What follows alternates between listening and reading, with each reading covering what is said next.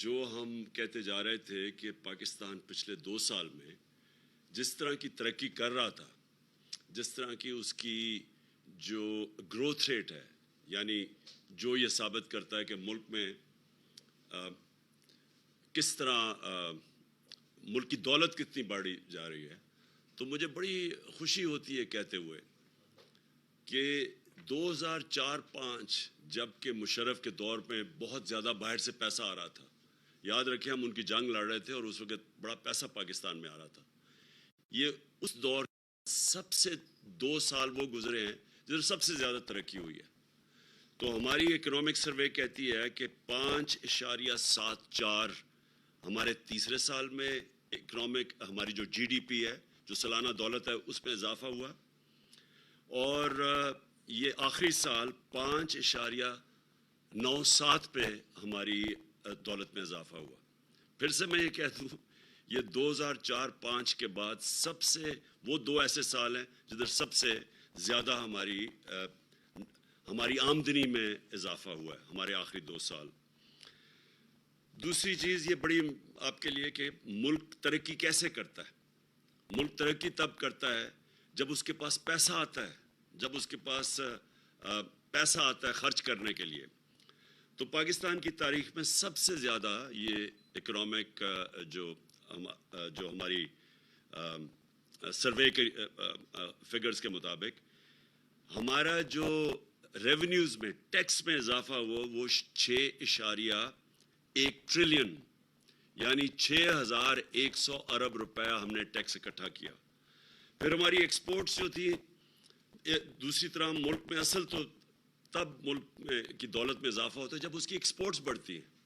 تو یہ پاکستان کی تاریخ میں سب سے زیادہ ایکسپورٹس میں ہماری بڑھی ہیں 32 ارب ڈالر. اور یہ یاد رکھیں کہ پچھلے جو ہمارے آنے سے پہلے پچھلے 5 سال تقریباً وہیں کی وہیں رکی ہوئی تھی. تو ہمارے دور میں 32 ارب ڈالر کی ایکسپورٹس بڑھی.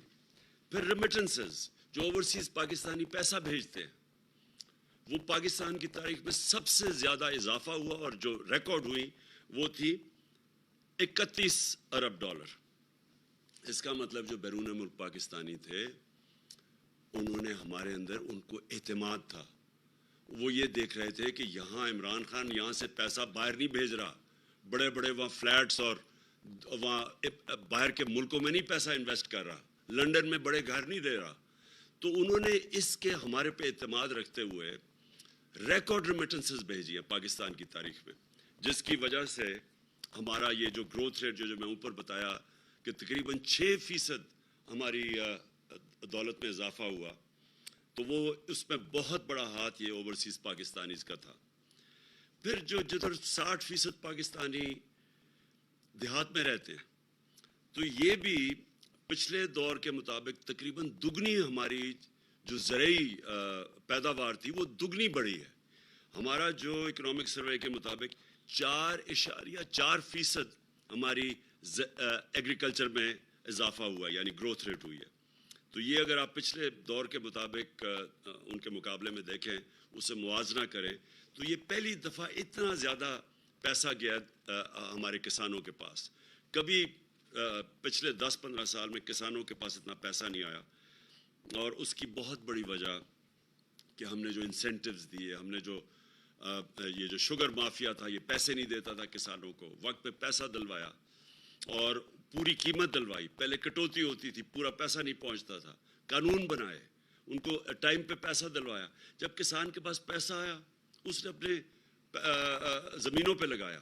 اس کی وجہ سے ریکارڈ 2 سال ریکارڈ ہماری فصلوں میں بمپر کراپس ہوئی، پیداوار بڑی، ریکارڈ پیداوار ہوئی. پھر انڈسٹری، یہ جو گروتھ ریٹ بڑھی ہے اس میں بہت بڑا ہاتھ انڈسٹری کا ہے. انڈسٹری ہماری بڑی 7.2% پہ. اور جو لارج سکیل مینوفیکچرنگ ہے، جس میں دولت میں بھی زیادہ اضافہ ملک میں ہوتا ہے اور جو روزگار بھی دیتا ہے، وہ لارج سکیل مینوفیکچر 10.4% اس پہ گروتھ ریٹ ہوئی. اور یہ بڑی دیر کے بعد انڈسٹری ہماری ریوائیو ہوئی. آپ کو پتہ ہونا چاہیے کہ جب ہم آئے تھے تو فیصل آباد میں ٹیکسٹائل انڈسٹری بند ہو رہی تھی. اپنی فیکٹریوں کو وہ ریل اسٹیٹ ہاؤسنگ پروجیکٹس بنا رہے تھے جب ہم آئے تھے، اور ٹیکسٹائل کی ریکارڈ ایکسپورٹس ہوئی. پھر جو سروسز سیکٹر ہے اس میں 6.2% پہ اضافہ ہوا. اور جب کہتے ہیں کہ جنہوں نے بہت بڑے قرضے لے لیے، ملک کو قرضوں میں ڈبو دیا، یہ میں آپ کو اب فگرز بتاتا ہوں کہ ہمارا جو ڈیٹ جی ڈی پی ریشو ہے، جو نون لیگ چھوڑ کے گئی تھی 64% پہ، 64% پہ، وہی ہم نے مینٹین کیا. اور یہ یاد رکھیں کہ ہمیں جب ہماری انہوں نے جو قرضے لیے ہوئے تھے اس بیرونی قرضوں کے اوپر سود دینا پڑتا تھا. ان کے زمانے میں آدھا یہ سال کا ڈالرز ان کا سود پہ واپس جاتا تھا ڈیٹ ریپیمنٹ پہ، ہمارا دگنا تھا. اس کے باوجود ہماری ڈیٹ جی ڈی پی ریشو وہ چینج نہیں ہوئی، 64% پہ رہی ہے. پھر جو اس کی وجہ سے جو روزگار ہے، ورلڈ بینک کی سروے ہے کہ سارے بر صغیر میں جس میں سب سے زیادہ روزگار پیدا ہوا اور پچھلی گورنمنٹ سے زیادہ، وہ ہمارے دور میں تھا. یعنی بے روزگاری سب سے زیادہ جو کم بے روزگاری تھی وہ پاکستان میں تھی بنسبت سارے ہندوستان کے بر صغیر میں. پھر ہم نے ڈیمز شروع کی. 50 سال کے بعد پہلی دفعہ پاکستان میں ڈیمز، بڑی ڈیمز بنائی گئی. اور یہ میں سمجھتا ہوں اس ملک کی اتنی بڑی ضرورت تھی، یہ بہت پہلے بننی چاہیے تھی، کیونکہ 30 سال دو خاندانوں نے اس ملک پہ حکومت کی. یہ دونوں خاندان جو اکٹھے آج گورنمنٹ میں بیٹھے ہوئے ہیں، انہوں نے 30 سال ملک میں حکومت کی، کوئی بڑی ڈیم نہیں بنائی. اور اس کے آج جو آپ لوڈ شیڈنگ کی ایک بہت بڑی وجہ کیا ہے؟ انہوں نے جو پاور پروجیکٹس بنائے پچھلے یہ 5 سال، یہ نون لیگ کا دور تھا، اس میں پاور پلانٹ امپورٹڈ فیول پہ تھے. کوئلہ جو کہ باہر سے امپورٹ ہوتا تھا، ایل این جی باہر سے امپورٹ ہوتی تھی. تو جیسے وہاں کی قیمتیں اوپر گئی، بجلی کی بھی قیمت، اور جو باہر سے جب آپ کے زیادہ ڈالر باہر بھیجنے پڑے، اس کے اوپر فارن ایکسچینج پہ بھی فرق پڑا. تو آج یہ نہیں ہے کہ بجلی نہیں ہے، یہ جو پچھلے انہوں نے خود پروجیکٹ جو کانٹریکٹ سائن کیے تھے اس کو بھی پوری بجلی نہیں دے رہے. اور اس لیے نہیں دے رہے کہ وہاں کوئی مسئلہ ہے، کیپیسٹی ہے ان کی 25% پہ وہ آپریٹ کر رہے ہیں، اس لیے کہ ہمارے پاس پیسہ نہیں ہے اتنا. وہ جو کوئلے کے اوپر پاور پلانٹس ہیں ان کو، کیونکہ کوئلے کی قیمت اوپر چلی گئی ہے، پیسہ نہیں ہے، فارن ایکسچینج نہیں ہے کہ ان کو کوئلہ پورا امپورٹ کر سکے، جس کی وجہ سے آج لوڈ شیڈنگ ہے. تو ڈیمز، پانی کے اوپر بجلی بنتی ہے، کوئی ہمیں فرق نہیں پڑتا باہر مہنگائی ہو یا نہ ہو، یہ پہلے ڈیمز بننی چاہیے تھی. تو اس ہمارے دور میں جو ہم نے 10 ڈیم کے پروجیکٹس، اس میں 3 بڑی ڈیمز ہیں. مجھے بڑے افسوس سے آج کہنا پڑتا ہے کہ وابڈا جو باہر سے، جس کی ریٹنگ ایسی تھی کہ باہر سے اس کو کریڈٹ ملتا تھا، آج انٹرنیشنل اس کی جو کریڈٹ ریٹنگ ہے وہ نیچے چلی گئی ہے جب سے یہ حکومت آئی ہے. اور نیچے جانے کا مطلب یہ کہ اب یہ پیسہ جو چاہیے ڈیمز کے لیے، جو باہر سے قرضے چاہیے، جو مل رہے تھے وابڈا کی ریٹنگ کی وجہ سے، سوورن گارنٹی کے باوجود وہ اس کو جو قرضے دے رہے تھے، وہ اب ہماری ڈاؤن گریڈ ہو گیا. اور ہمارا جو سارا ڈیمز کا پروجیکٹ ہے وہ اب خطرے میں چلا گیا، کیونکہ پیسہ چاہیے بنانے کے لیے، فارن ایکسچینج ہمارے پاس ہے نہیں، گورنمنٹ کی خود ریٹنگ نیچے چلی گئی ہے. موڈیز نے پاکستان کی کریڈٹ ریٹنگ نیچے لے گئے ہیں. نیچے لے جانے کا مطلب یہ کہ اب ہمیں مشکل سے کوئی بھی قرضہ دے گا، اور قرضہ دے گا تو بہت بڑے سود لے گا، بڑا مہنگا قرضہ ملے گا. تو جب سے یہ آئے ہیں 2 اور خطرے ہو گئے ہیں پاکستان کو. ایک تو ہمارے لیے مشکل ہو گیا ہے باہر سے قرضے لینا، لیکن خاص طور پہ جو وابڈا کی کریڈٹ ریٹنگ نیچے گئی ہے، یہ ہماری ڈیمز، جس میں 2، ایک تو سستی بجلی اور اپنے پانی کے اوپر بنانے والی بجلی، اور دوسرا جو پانی کی سٹوریج ہے جس کی سخت ضرورت ہے اس ملک کو. آج پانی کی قلت ہے، آج کسانوں سے پوچھے تو یہ اگر پروجیکٹس، ان کی وجہ سے دگنی ہو جانی تھی ہماری پانی کی کیپیسٹی، ریزروائرز کی کیپیسٹی. اور اب یہ ایک پروجیکٹ ہے جو جب سے یہ آئے خطرے پہ چلا گیا. اور میں یہ کہنا چاہتا ہوں کہ ہم نے اس کے باوجود کہ یہ جو ساری ہماری، اللہ کا شکر ہے، یہ جو سامنے آ گیا اکنامک سروے میں پاکستان ہماری گورنمنٹ کی پرفارمنس. اس کے باوجود جو اس میں نہیں لکھا ہوا, سب سے زیادہ ہم نے کوشش کی اپنے نچلے طبقے کو اوپر اٹھانے کے لیے. کسی پاکستان کی تاریخ میں حکومت نے اتنا پیسہ اپنی نچلے کمزور غریب طبقے پہ نہیں خرچ کیا جو ہم نے کیا. ہم نے سب سے پہلے ہیلتھ کارڈ دیا, اور ہیلتھ کارڈ یہ بڑے بڑے امیر ملکوں میں بھی نہیں ہے کہ اب پورے اپنے ہر خاندان کو 10 لاکھ روپے کی ہیلتھ انشورنس کہ کسی بھی ہسپتال میں جا کے اپنا علاج کروا سکے. یہ ہم سمجھتے ہیں کہ ہماری سب سے بڑا, اگر میرے سے پوچھے ایک کہ جو سب سے بڑا ہمارا کارنامہ تھا, وہ کہ اپنے نچلے طبقے کو ہم نے تحفظ دیا. کیونکہ جب ایک غریب گھرانے پہ ایک بیماری آتی ہے تو عموماً وہ مقروض ہو جاتا ہے, ایک پورا خاندان غربت کی لکیر کے نیچے چلا جاتا ہے ایک فرد کے علاج کرتے ہوئے.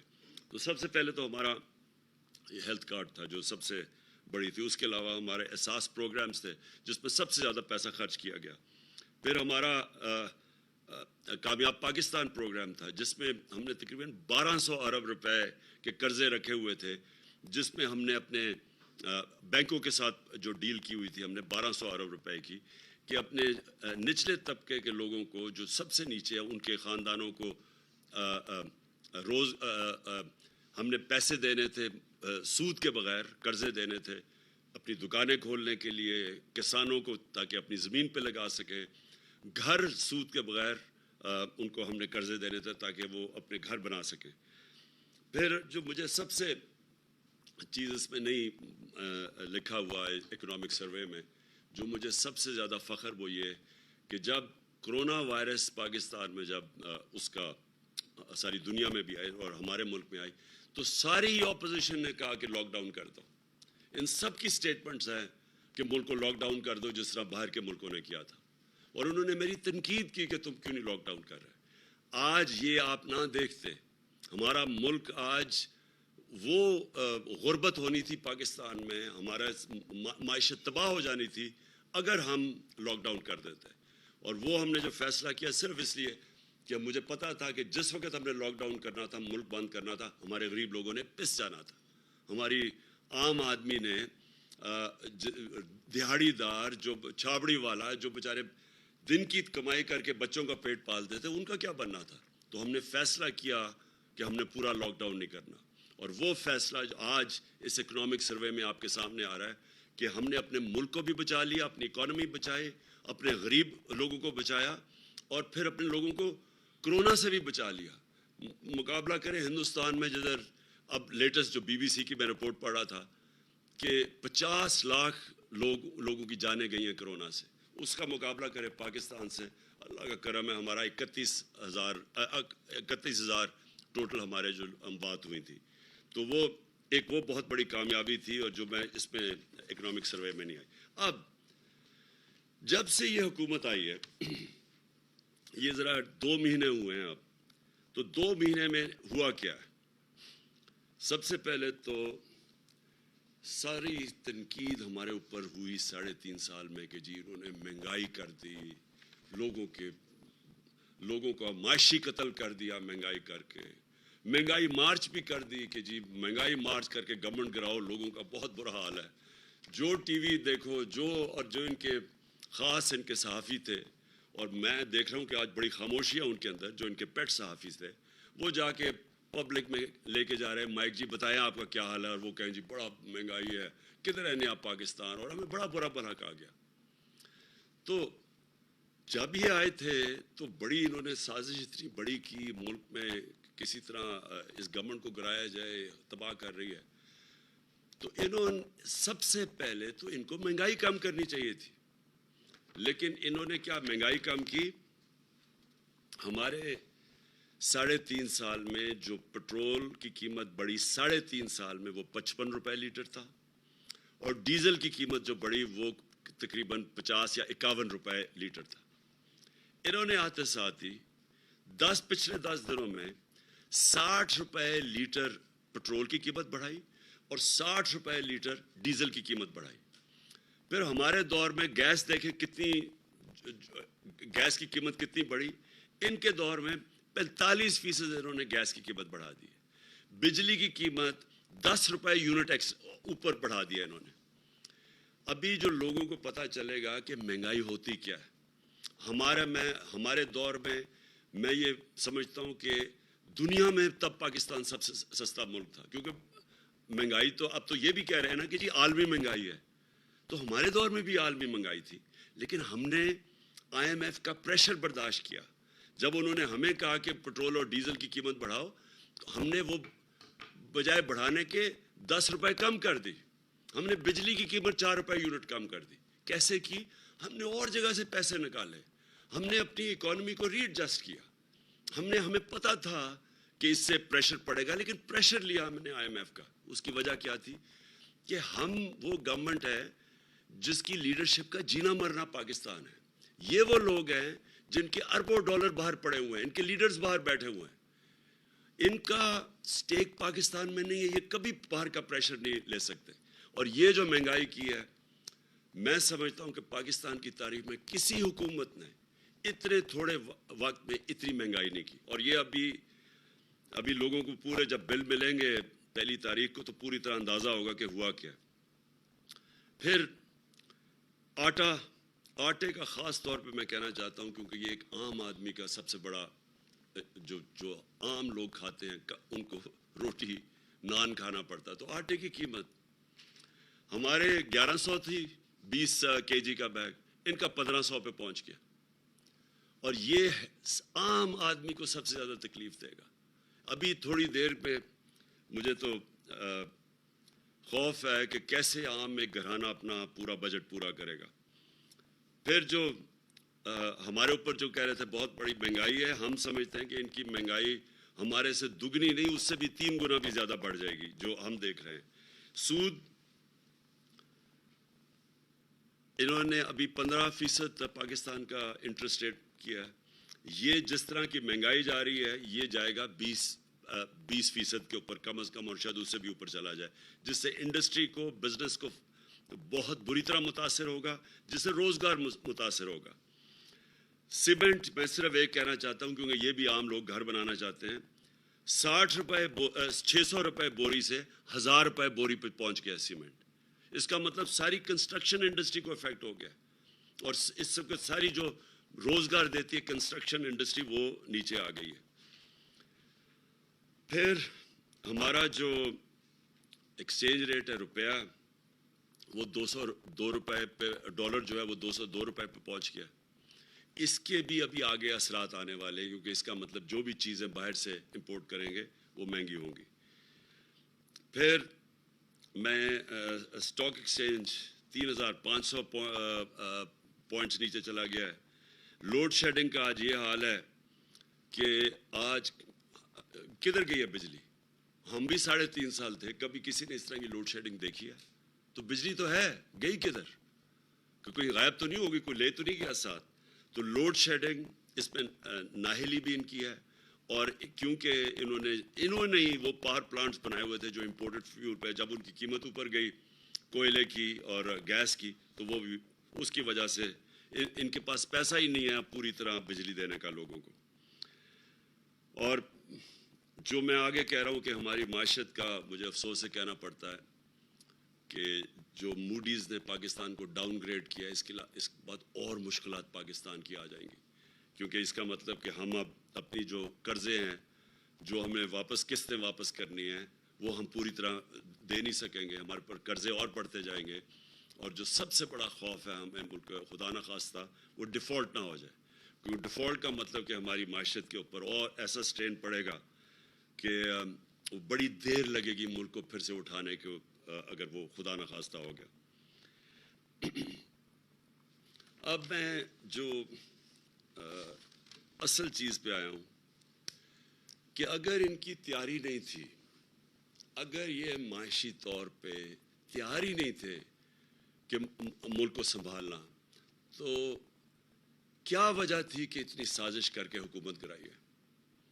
अगर ये मुल्क ही नहीं संभाल सकते थे, ना ये महंगाई संभाल सके हैं, ना मायशत को संभाल सके हैं, तो क्या वजह थी? जल्दी क्या थी? तैयारी कर लेते, इंतज़ार कर लेते, 1.5 साल और हुकूमत रह गई थी, और उसकी वजह अब सबके सामने आ गई है। इनका कभी भी पाकिस्तान का एजेंडा नहीं था। ये जो बैरूनी साजिश जो बाहर से मिलके इन्होंने किया है, वो डोनाल्ड लू ने जो हमें धमकी दी कि जनाब आप अगर इमरान खान को नहीं हटाएंगे तो ये हो जाएगा, अगर हटा देंगे तो हम सब कुछ माफ़ कर दिया जाएगा। तो डोनाल्ड लू ने जब वो साइफर भेजा तो अगले दिन ही जिसको भी उसने धमकी दी, अगले दिन सब कुछ होना शुरू हो गया। वो अदम एतमाद भी अगले दिन हो गई। उसके बाद फिर लोगों ने भी जाना शुरू कर दिया। यानी जब माइशत ऊपर जा रही है, पहले 2 साल जाते जब मुल्क के हालात मुश्किल थे, जब हम कोरोना से भी लड़ रहे थे और फिर जो IMF के प्रोग्राम में हमने खर्चे अपने सारे कम किए, बेरोज़गारी थी, तो जाना तो तब चाहिए था। तो जब 6% ग्रोथ रेट पे मुल्क जा रहा है तो क्या वजह है कि ये कोई 20-40 लोगों ने लोटे होने का फैसला किया? क्योंकि ये साजिश का हिस्सा था। वो इसलिए नहीं जा रहे थे कि मुल्क के अब हालात बुरे हैं, वो इसलिए जा रहे थे कि ये प्लान क्या हुआ था गवर्नमेंट गिराने का। और ये बैरूनी साजिश के अंदर ये मिले हुए थे साथ, ये जो मीर जाफर और मीर सादिक है। और अब आपके सामने आ गया कि ये तो कोई कह रहे थे जी हमने महंगाई बहुत है, तो महंगाई तो अब उससे ज़्यादा बढ़ गई है और उससे कई गुना ज़्यादा बढ़ेगी। तो अगर माइशत ये कह रहे थे कि हम नाहल हैं, तो ये माशी हालात तो आपके अब सामने हैं। असल में ये क्यों आए थे? ये आए थे इस मुल्क में अपने करप्शन के केसेस ख़त्म करने के लिए। ये आए थे NRO 2 लेने के लिए। NRO 1 किया था जनरल मुशर्रफ ने, जिसमें इस मुल्क की तबाही हुई, जिसमें ये दोनों ने आके मुल्क लूटा, 4 गुना ज़्यादा हमारे कर्जे बढ़ाए। और अब ये NRO 2 था कि जो इन्होंने 10 साल में चोरियां की थी वो माफ़ करवाने आए थे। अब ये तमाशा देखें क्या हो रहा है। आज ये नैब का जो बिल पास करेंगे, इससे ज़्यादा शर्मनाक चीज़ इस मुल्क में हो ही नहीं सकती। शहबाज शरीफ अब प्राइम मिनिस्टर नैब का सरबराह बन जाएगा। FIA जिसके अंदर इनके ऊपर वो मकसूद चपरासी के केस थे और वो जो 4 अरब उसका था, 4.25 अरब और 16 अरब नौकरों के नाम पे और फिर 24 अरब के टोटल इनके इसके शहबाज शरीफ के केसेस थे। अब ये FIA के ऊपर भी खुद बैठ गया, नैब के ऊपर भी खुद बैठ गया। अब इनका मकसद क्या होगा कि जो इन्होंने चोरियां की थी, पहली चोरियां माफ़ हो गई थी। इन्होंने जो 11 साल 90 की दिहाई में चोरियां की थी, वो जनरल मुशर्रफ ने इनको NRO दे दिया था, वो माफ़ हो गई थी। वो अरबों रुपया हजम कर बैठे थे। अब जो पिछले 10 साल की चोरियां थी 8 से लेकर 18 तक, अब उसके लिए इनको NRO चाहिए था, जिसकी वजह से ये सारी साजिश इन्होंने की थी। अब ये जब नैब के ऊपर शहबाज शरीफ बैठ जाएगा और FIA के ऊपर भी वो बैठ जाएगा, जिसमें अरबों रुपए के इनके 45 अरब रुपए के केसेस हैं शरीफ खानदान के, तो कभी किसी दुनिया के कानून के अंदर कभी मुल्जिम भी काजी बना है? कभी ये हो सकता है कि मेरे केसेस है और मैं ही ऊपर फैसला करूं? और ये सबसे ज्यादा आज पाकिस्तान की अदलिया का ट्रायल है। ये समझ जाएं कि सारी कौम अब देख रही है ये मजाक कि अगर पार्लियामेंट ये पास भी कर दे तो क्या ये पाकिस्तान की कॉन्स्टिट्यूशन की स्पिरिट के साथ जाता है? किसी भी दुनिया में कानून में ये इजाज़त देते हैं? कोई कानून ऐसा पास कर सकता है कि मेरे ऊपर ही केस हो और मैं ही फैसले करूं ऊपर? अगर सहूलत इनको देनी है तो जो पाकिस्तान में जेल में छोटी छोटी चोरों पर लोग भरे हुए हैं, उनको भी ये सहूलत दे दें कि वो भी अपने ऊपर बैठा के और अपने फैसले करवा लें। और ये जितना बड़ा, एक तो चोरी का नुकसान इन्होंने किया मुल्क का, लेकिन जितना बड़ा इससे पाकिस्तान को नुकसान होने जा रहा है, इसका आप अंदाज़ा ही नहीं लगा सकते। क्योंकि हमें पता है उनके 10 साल में जो चोरी किया, हमें किस तरह का एक मुल्क मिला था जिसका दिवालिया निकला हुआ था। हमारे पास 3 हफ्ते के सिर्फ पैसे थे फॉरेन एक्सचेंज, अपने फॉरेन लाइबिलिटीज़ के लिए। मुझे पता है कि मुझे कितनी हमें शर्मिंदगी उठानी पड़ी जब जाना पड़ा अपने दोस्त मुल्कों के पास और हाथ फैला के कि जी हमें पैसे दे दें, नहीं तो हमारे मुल्क का दिवालिया निकल जाएगा। और फिर हमने कैसे मुल्क को उसमें से निकाला। और अल्लाह का करम है कि ये जो इकोनॉमिक सर्वे में पाकिस्तान की परफॉर्मेंस आ रही है, ये तो अब हमने तो नहीं अनाउंस कर रहे हैं ना, ये इनके दौर में परफॉर्मेंस हमारी अनाउंस ये कर रहे हैं इकोनॉमिक सर्वे में। तो फिर ये जो इन्होंने तबाही की अपने 10 सालों में, अब क्या है इनको सारी कौम देखेगी और ये सारी चीज़ों से ये बच जाएंगे और इनको माफ़ी दे दी जाएगी, जबकि गरीब लोग जेलों में रहेंगे। मैं आज اپنی قوم کے سامنے یہ کہنا چاہتا ہوں کہ دیکھیں یہ ہمارے لیے ایک فیصلہ کن وقت ہے. یہ کامیاب ہو گئے. یہ پہلے تو انہوں نے نیب ختم, آج سمجھ لینا نیب ختم, یہ سمجھ لیں کہ ایف آئی اے ختم.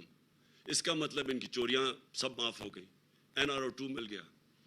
دوسرا کام یہ کیا کرنے جا رہے ہیں, یہ اب الیکشن کمیشن کے ذریعے ابھی سے دھاندلی کی تیاری کر رہے ہیں. پہلے تو انہوں نے سب نے مل کے, اور وہ جو الیکشن کمیشن ہے ای وی ایم مشینز پہ ڈیلے کرتے گئے, کیونکہ اگر ای وی ایم مشین آ جاتی جو سارے دھاندلی کرنے کے طریقے وہ ختم ہو جانے تھے. جیسے ہی الیکشن ختم ہوتا ہے بٹن دباؤ رزلٹ آ جانا تھا. انہوں نے وہ ہونے نہیں دیا, اور جو ساری دھاندلی ہوتی ہے وہ جیسی الیکشن پولنگ ختم ہوتی ہے اور رزلٹ اناؤنس ہونے کے بیچ میں ساری طریقے ہوتے ہیں دھاندلی کرنے کے. تو پہلے تو وہ نہیں آنے دیا. پھر اوورسیز پاکستانی, ان کے لیے انہوں نے قانون, ان کو ووٹنگ ان کا حق لے لیا. پہلی چیز کہ وہ لوگ جو سب سے بڑا اثاثہ ہے اس ملک کا, بیرون ملک پاکستانی, جو یہاں ابھی آپ کو میں نے بتایا 31 ارب ڈالر جنہوں نے بھیجا اس ملک کو. دیکھ لیں کہ آئی ایم ایف نے کتنا ہمیں اب تک پیسے دیے یا امداد کتنی آئی ہے, اور دیکھ لیں کہ ان لوگوں نے اس ملک کے اوپر ہمارے اوپر کس طرح اس ملک کی خدمت کی ہے. ان کو یہ ووٹنگ رائٹ صرف اس لیے نہیں دے رہے کہ ان کو ڈر ہے کہ وہ ان کو ووٹ نہیں ڈالیں گے. تو اور دھاندلی کی تیاری ہو رہی ہے, وہ ہم پوری حلقہ بندیوں کے اندر ہمیں نظر آ رہی ہیں چیزیں. ہم پورا بھی اس پہ بھی عدالت میں جائیں گے کہ کس طرح انہوں نے لوگوں کی ووٹ ادھر ادھر کی ہے, کس طرح انہوں نے مینیج کیا, اور ابھی سے تیاری کر رہے ہیں دھاندلی کی. کیونکہ یہ کبھی بھی دھاندلی کے بغیر یہ جیت نہیں سکتے, کیونکہ ان کے پبلک کے اندر تو نکل نہیں سکتا یہ. اب جس طرح انہوں نے سازش کر کے اور اب جو لوگوں کی کمر توڑی ہے مہنگائی کے ذریعے, تو اس لیے اب یہ کریں گے کیا, انہوں نے سب سے پہلے اپنے کیسز ختم, اس کے بعد الیکشن کو کیسے انہوں نے دھاندلی کے ذریعے جیتنا ہے, اور تیسری چیز انہوں نے کیسے خوف پھیلانا ہے لوگوں کے. جس طرح انہوں نے ایک پرامن احتجاج کے اوپر جو ظلم کیا ہے پاکستان کی تاریخ میں, شاید کسی مارشل لاء میں ایسا ہوا ہو. کسی جمہوریت کے اندر میں نے اس طرح کا پولیس کو ظلم نہیں کرتے دیکھا جو انہوں نے کیا ہمارے لوگوں کے اوپر. اور مجھے افسوس سے کہنا پڑتا ہے کہ اس کے اوپر جو ہم رسپانس ایکسپیکٹ کر رہے تھے اپنے انصاف کے نظام سے, وہ ابھی تک ہمیں نہیں ملا. صرف تفتیش کر لیں کہ کس طرح انہوں نے عورتیں بچوں کے اوپر جو ظلم کیا ہے پولیس نے, اور یہ پلان کر کے کیا. جس طرح ماڈل ٹاؤن میں انہوں نے خوف پھیلانے کے لیے جو قتل کیے تھے لوگ, اور بچ گئے ابھی تک, کہ دن دہاڑے انہوں نے لوگوں کو 14 یا لوگوں کو قتل کیا اور 60 لوگوں کو گولیاں ماری, ٹی وی کے اوپر مار رہے تھے. اسی طرح یہ خوف پھیلانے کے لیے انہوں نے کیا. اور یہ جو ایف آئی آر میرے اوپر, ہمارے اوپر, سب کے اوپر ایف آئی آرز کاٹ دیے. یہ کبھی بھی نہیں ہوا کہ بلاسفمی کی ایف آئی آر حکومت کاٹے کسی کے خلاف. یہ پاکستان کی تاریخ میں نہیں ہوا. وہ ہمارے اوپر انہوں نے ایف آئی آرز کاٹی ہوئی ہیں, ہمارے لوگوں کے اوپر سب پہ ایف آئی آر کاٹی ہوئی ہے. تو یہ وہ خوف پھیلا کے کہ کسی طرح لوگ ڈر جائیں ان سے, اور یہ کسی طرح ڈرا کے لوگوں کو یہ اپنے کیسز ختم کروا کے الیکشن کمیشن کو ساتھ ملا کے یہ پھر سے جیت جائے. تو میں آج یہ اپنی ساری قوم کے سامنے رکھنا چاہتا ہوں کہ یہ ہمارے لیے ایک فیصلہ کن وقت ہے. ہمارے سامنے ایف آئی اے کو جو انہوں نے کیا ہے, میں وہ ایف آئی اے کے جو ڈاکٹر رضوان جو ان کے کیس کی تفتیش کر رہے تھے, ہارٹ اٹیک سے وہ مر گئے, کوئی ان کی ہسٹری نہیں تھی ہارٹ ڈیزیز کی. پھر ایک اصغر تھے, وہ بھی تفتیش کر رہے تھے ایف آئی اے کے ان کے کیسز کے اوپر, اس کو ہارٹ اٹیک ہو گیا. اب آج ہم سنتے ہیں کہ مقصود چپڑاسی, جس کے اکاؤنٹ میں انہوں نے 4.25 ارب روپیہ 375 کروڑ روپیہ اس کے اکاؤنٹ میں ڈالا تھا, اور اس کو باہر بھگایا ہوا تھا دبئی, آج پتہ چلا وہ دبئی میں ہارٹ اٹیک سے مر گیا. میں یہ سمجھتا ہوں کہ ان سب کے اوپر تفتیش ہونی چاہیے. یہ ہو ہی نہیں سکتا کہ ان کے جب بھی کوئی کیسز ہوں, یا وہ ایل ڈی اے میں آگ لگ جاتی ہے ان کے ریکارڈز کے اندر. ہمارے دور میں کیوں نہیں کسی آگ لگی, کئی ریکارڈز جلے ہیں, ان کی کتنی دفعہ ریکارڈز جلے ہیں. یہ پورا مافیا اسٹائل ان کا آپریشن ہے. خوف پھیلاتے ہیں, لوگوں کو ڈراتے ہیں, پھر خریدتے ہیں, یا خریدتے ہیں یا ڈراتے ہیں. اس کے اوپر پوری تفتیش ہونی چاہیے کہ یہ مقصود چپڑاسی بھی ہارٹ اٹیک سے گیا, اور یہ دو بھی. اور پھر ایک ایف آئی اے کے نیب کے نیب کی آج میں صبح اخبار میں پڑھ رہا ہوں کہ نیب کے جو تفتیش کر رہا ہے ایک آفیسر جو تفتیش کر رہا ہے پنڈی میں آصف زرداری کے کیسز، اس کو اس کے گھر پہ چھاپا پڑا ہے، اس کا دروازہ توڑ کے اندر لوگ گھسے ہیں اور وہ کوئی چیزیں ڈھونڈ رہے تھے، اور وہ آج خبر آئی ہے. تو جب آفیسرز ہی نہیں، کون ان کے خلاف بولے گا؟ اب جب یہ اوپر بیٹھ گئے ہیں تو ان کو تو سارا ایک مافیا کنٹرول ہو گیا. تو میں آج آخر میں یہ بات کرنا چاہتا ہوں کہ، اور یہ میری آخری بات ہے آپ سب سے، کہ دیکھیں ہمارے پاس اب دو راستے ہیں. ہم چپ کر کے یہ سہ جائیں تو یہ ملک جس طرف جا رہا ہے اور جدھر یہ لے کے جا رہا ہے اس کا کوئی مستقبل نہیں ہے. معیشت کا آپ نے دیکھ لیا، مہنگائی آپ نے دیکھ لی. اب یہ جو کنٹرول کریں گے سارے ادارے، ان ساروں کو ختم کریں گے. اور یہ جتنے بھی پاکستان کے ادارے ہیں آہستہ آہستہ، کیونکہ انہوں نے اپنے آپ کو اوپر رکھنا ہے قانون سے، کیونکہ یہاں قانون کی بالادستی نہیں ہوگی، یہاں ان ڈاکوؤں کی کنٹرول ہوگا. انہوں نے اوپر بیٹھ کے ساری پاکستان کے ادارے تباہ کر رہے ہیں. ہمارے دور میں میں ذرا سوال پوچھتا ہوں کہ بتائیں کسی کے اوپر جھوٹا کیس کیا، کتنی ایف آئی آرز کسی کے اوپر کٹوائی؟ انہوں نے 3 دفعہ لانگ مارچز کی، کبھی کسی کے اوپر کوئی ایک فائر کیا ٹیئر گیس کا، کبھی ہم نے ان کو تنگ کیا، روڈ بلاکس کیے، کنٹینر لگائے. کتنی دفعہ ہم نے کیا؟ میں نے کبھی عدالتوں کے اندر کبھی انٹرفیئر کیا، کبھی ہم نے نیب کے اندر کوئی انٹرفیئر کیا، کبھی ایف آئی اے سے کوئی جھوٹے کیسز بنائے؟ ہم سب کے اوپر کیسز بن رہے ہیں، ساروں کو ڈرایا دھمکایا جا رہا ہے.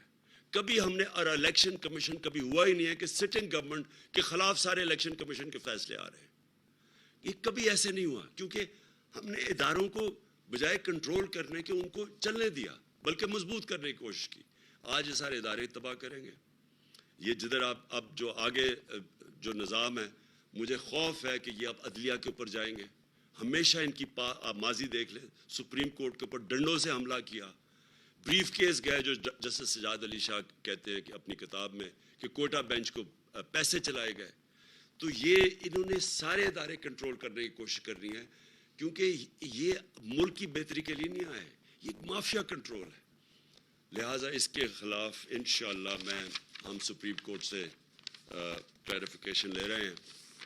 اپنی جو ہمارا اگلے لائے عمل ہے لانگ مارچ کا، جیسے مجھے ملے گا میں اعلان کروں گا انشاءاللہ ایک ایسا احتجاج جو ہمارے شہری نکلیں گے اور کم از کم اپنی آواز بلند کریں گے. یہ جو یہاں اس ملک میں ہم سب کے سامنے یہ ظلم ہو رہا ہے. پاکستان پائندہ باد.